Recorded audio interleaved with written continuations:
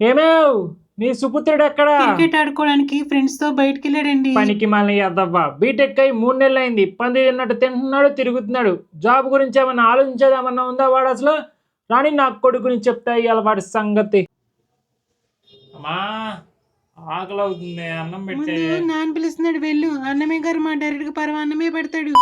నాన్నగారు పిలిచారంట. ఈ వినయాలకు మాత్రం ఏం కొదవలేదు. ఆ పక్కింటి సృజనాన్ని చూడు, అదేదో వెంచర్ లో చేస్తుందంట. అది వెంచర్ కాదు నాన్న, యాక్సెంచర్. ఒక జాబ్ తెచ్చుకోవడం చేత కాదు కానీ ఎదురు సమాధానం మాత్రం బాగా చెప్తాడు వీడు. ఎప్పుడైనా అడిగావా సృజనాని? ఇందాకడే అడిగాను నాన్న, సృజన తిన్నావా? ఇవే తగ్గించుకుంటే బాగుపడతావు. అసలు జాబ్ గురించి ఏమైనా ఆలోచించావా లేదా? అదే చూస్తున్నాను నాన్న. మా ఫ్రెండ్స్ అందరూ హైదరాబాద్ లో సాఫ్ట్వేర్ కోచింగ్ తీసుకుంటున్నారు, నన్ను కూడా జాయిన్ అవ్వమన్నారు అక్కడే. ఇప్పుడు దాకా వెలగబెట్టించాలు బీటెక్ లో 30 లక్షలు కట్టాను, 30,000 జాబ్ కూడా రాలేదు కనీసం నీకు. హే చిచి, ఇది ఎలా కాదు నాన్న. 6 months ట్రైనింగ్ వాళ్ళే ఇస్తున్నారు, జాబ్ కూడా వాళ్ళే ఇప్పిస్తున్నారు, 100% ప్లేస్మెంట్ అసిస్టెంట్స్ కూడా ఉందన్న. అసిస్టెంట్ జాబ్ రాకుండా చాలు.